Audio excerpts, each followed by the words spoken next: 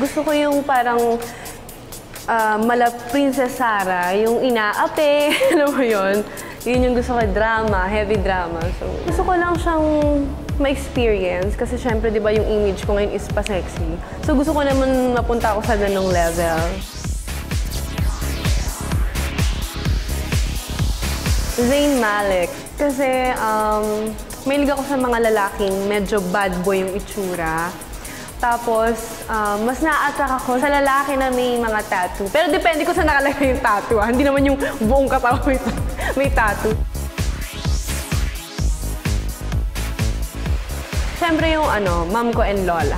Kasi kahanga-hanga yung ginawa nilang pagpapalaki sa akin. Although wala akong kinagisnan na father, at least na palaki nila ako ng maayos, ng may respeto sa kapwa ko.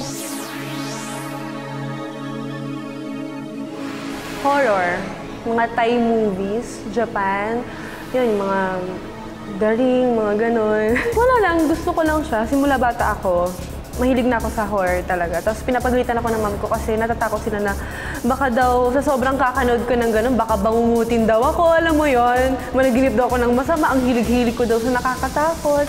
Yun. Pero matatakotin ako mahilig ako sa horror, pero matatakotin ako. Ngayon, nag-workout na ako. Before kasi hindi Parang ginagawa ko lang before, nagbabawas lang ako ng food intake ko. Pero ngayon, kailangan ko na rin mag-workout. So, workout para mas mabantayan ko yung kinakain ko lagi. Tapos, syempre, yung lemon water. Ito lang yung sikreto. Meron, nagkakaroon. Kasi ayoko naman na, alam mo yun, na talagang higpitan ko yung sarili ko na huwag kumain. Pero konting-konti lang naman. Kapag nagkikrave ako, ang ginagawa ko na lang, kumukurot, ganon. Rice. Kasi yun yung madalas, ngayon nag-diet ako, yun yung medyo nawala talaga. Pasta, carbonara.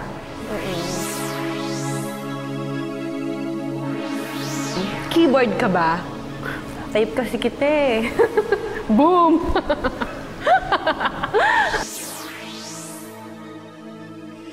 Movie marathon na lang ako kasi ever since hindi ako palalabas or palagimik talaga. Parang pag nasa gimikan ako, parang nabuboard ako. Di ba iba sayang-sayo sila, nagsasayaw. Ako, parang okay, dito lang ako, pulang ako. Di ba, tamang lang. Nood na lang kami ng movie, ganyan. Or video okay na lang, mas okay pa. Flowers.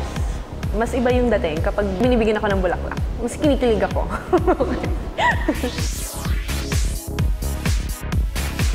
Number one, syempre, food. Okay. Pangalawa, internet. Importante yan. Lalo na ako, yung social media accounts ko talagang binabantayan ko. Like yung nagbabasa ako ng mga comments. So, hindi pwedeng mawala ako ng internet. At kailangan ko lagi ring mag-upload. Pangatlo, lip tint. Kasi yun na yung parang everyday makeup ko lip tint talaga. Yun lang yung lagi kong ginagamit. Hindi ako mahilig mag-lipstick. So, ayun. Ano lang ako sando tsaka underwear. Yun. Mas relax.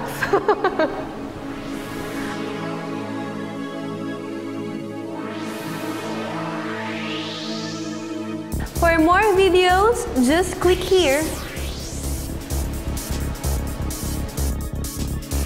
And don't forget to subscribe to GMA Network channel.